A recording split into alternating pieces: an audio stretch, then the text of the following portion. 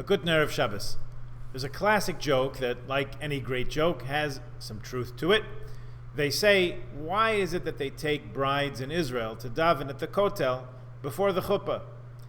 Then the answer is, they want them to get used to talking to a wall. Even in Yiddish, people say, meret zum Wand, it's like talking to a wall.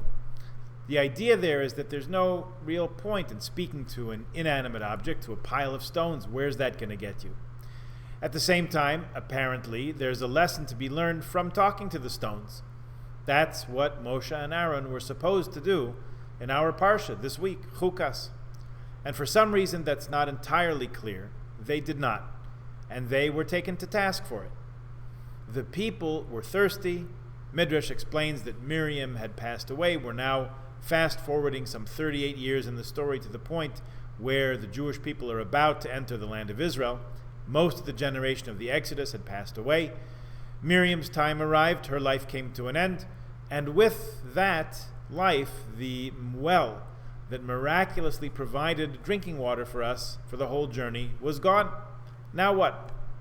In a curious incident, God tells Moshe and Aaron to talk to a rock at Kadesh, and this will provide water for the Jewish people. As the incident unfolds, Moshe smacks the rock with his stick, and a trickle of water comes out of it. Then he smacks it again. This time abundant water gushes forth to slake the thirst of the people. However, at this point, God informs the two brothers that in punishment for their behavior, they will not be permitted to enter into the land of Israel.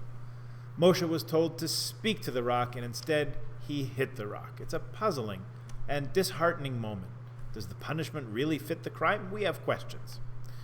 Looking deeper into the backstory will only make it more problematic. 2 points in particular add to our puzzlement. One is that in a similar encounter earlier in the Torah, back in Shmos, in Chumash Shmos, book of Exodus, God instructed Moshe to hit the rock with his stick, and it would produce water. Moshe did as he was instructed, and the water appeared. Years ago, I got some advice from our local Orthodox rabbi when we were starting to educate our children. He told us, never teach your children something that you're going to have to unteach them later. How could it be that God disregarded this little tidbit of advice? If Moshe was taught in the past that the formula is staff, smite, rock, water, why should he be held liable for doing the same thing now? He's just doing what he was taught. Even more, point number 2, God said to Moshe in our very parsha, in this incident, in verse 8 of chapter 20, Kach es hamate, take your staff, v'hakel es ha'eden, gather the chevra together. Then he says, you and your brother will speak to the rock in view of all, and it will produce water for the people and for their animals. Why did God say, take your staff? Was this going to be some kind of staff meeting? Couldn't resist. But seriously, lahavdil, Chekhov has a well-known postulate that says that if there's a gun hanging on the wall in Act 1, it had better be fired in Act 3. Otherwise, what was it doing there? Moshe might well have asked, if I'm not going to use my staff to smack the rock, then why am I being told to bring it and to take it in my hand? It's all very puzzling.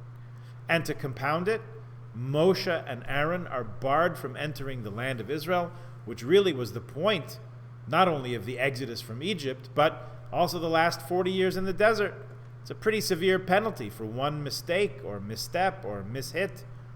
Some of the commentaries suggest that maybe he tried talking to the wrong rock. Nothing happened. So he struck another rock to see if that would give a better result. It did. So he hit it again and the water came. But since this wasn't the way it was supposed to be done, Moshe was liable. We can ask at this point an ends and means question. If the task is accomplished, meaning the water is provided for the thirsty people, what's the difference how it happened? This was life and death, and at worst, Moshe made only a locational error or a procedural error. Here's the thing though. If we're willing to let him off like that, then what we're saying is that the ends justify the means. We don't want to go in that direction from a Jewish point of view because we don't want to give space or support to mitzvah haba'a ba'avera. Mitzvah haba'a ba'avera. A mitzvah that's accomplished through transgression. We don't want to say that lulav or mezuzah or even tzedakah is a mitzvah So if you have to steal to accomplish them, then so it goes. We don't want to allow noble ends to justify ignoble means. The Orach Chaim HaKadosh lists some 10 possible understandings of what went wrong in this moment of hitting the rock, among them hitting versus speaking error, the one that Rashi understands, also the anger. Moshe is allowing his emotions to get the better of him, perhaps for the moment. Yet another is that Moshe and Aaron failed to offer some kind of expression of thanks in response to this miraculous provision of water. Maybe they should have sang a song of thanksgiving to God. Or maybe it was their speaking ill of Israel by calling them rebellious. Another possible problem might be that Moshe and Aaron gave the people the sense that they were doing the water producing. It wasn't God.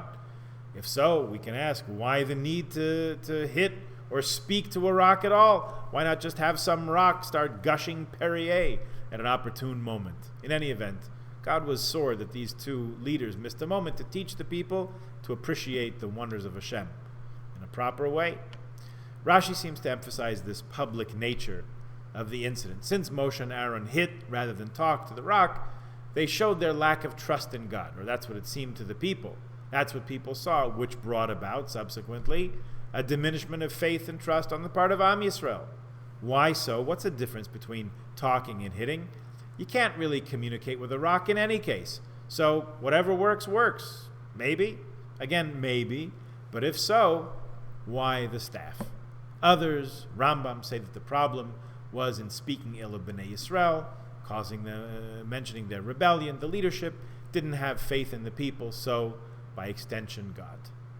Let me suggest that while I haven't found the key to understanding why God found it fit to punish Moshe and Aaron so severely, with not permitting them to enter into Israel as a result of this incident, I did think of a connection to something that we have touched on in the past, and really, it is the difference between speaking and hitting in a figurative sense, if not a literal way. Near the beginning of the pandemic era, we lost Rabbi Adin Steinsaltz, really a great scholar and leader of the Jewish people in our age. When you have a chance, look him up, read some of his essays or his books. He really was a transformative thinker, translator, a shepherd of Israel. I may have read a dozen of his books, and I never saw this explanation of his until it was quoted in an obituary. It shed some light on our question at hand, and quite possibly on Israeli society, and maybe by extension, the whole Jewish community. Rabbi Steinsaltz said that he always felt that the education system in Israel made a little bit of a mistake in putting the Bible, putting Tanakh, at the center of its educational system, its curriculum, in the early days of the state, which of course extends to the curriculum today. He said they should have chosen the Talmud better. It's harder to read, harder to learn to understand it, and I'm paraphrasing here. The model of the Talmud is rabbis with different views talking to each other. In order to defend your own position, you have to first listen to the other person's position and see which one logically holds water. That's a very important skill, said Rabbi Steinsaltz, and it's in precious short supply in Israel, maybe even more than water. Here's the part I love. He said that when you study Tanakh, you find that it's full of prophets, each one proclaiming their own prophecy. So inevitably, this is his words, when you study Tanakh, you start to think that you yourself are a little bit of a prophet also. And he says that's what Israel is today. Everyone is a bit of a prophet. Each one is convinced that they're speaking the truth, the only truth, and everyone must listen to them. It's very hard to have a conversation between prophets. It would be better, he's suggesting, if people followed the model of the rabbis from the Talmud, where each one learns to listen and understand and appreciate and value the other's point of view. What we're missing today in the Jewish world, maybe even in the larger community, is this ability to talk to each other and, even more importantly, to listen to one another, rather than come to blows, literally or figuratively. If we're listening, in the rare moments when we are listening, we're spending most of our time listening, but we're really thinking about how we're going to refute the other person's points. That's not really listening. We can do better. Hard conversations are always going to be there. And the model of rabbinic Judaism, Rabbi Steinsaltz is reminding us, is having a conversation, listening and hearing and understanding, and even appreciating before we speak. Moshe accomplished the task. He got water, but he got it by hitting rather than talking. It's entirely possible sometimes, oftentimes, to get what you want by hitting, by using force. But it should not be about that. It should be about something more than that, by appealing to the good nature of the other through talking, not through hitting. If Israeli politicians don't actually hit one another on the floor of the Knesset, if you listen to their harsh words sometimes, you might wish they would just hit each other and get it over with. That's how damaging and hurtful the words that they wield are, like Moshe's staff. And they're convinced of the justice of their cause and the righteousness of their views. Each one is his own or her own prophet, speaking the revealed truth, not listening for a moment to the views, the feelings, the perspective of the other.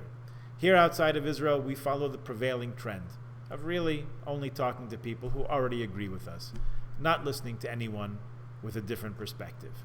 You know what you can learn from that kind of a conversation? You learn how right you are and how senseless everybody else's views are. Hitting, rather than speaking, is something you might expect from a toddler. And yet, our Parsha demonstrates that no one is above this error from time to time, this miscalculation. Not even Moshe Rabbeinu, our greatest teacher. If Moshe was chastised so harshly, what a cautionary tale this is to us, to speak more gently rather than hit, even if we think we're talking to a wall or a rock. Shabbat Shalom.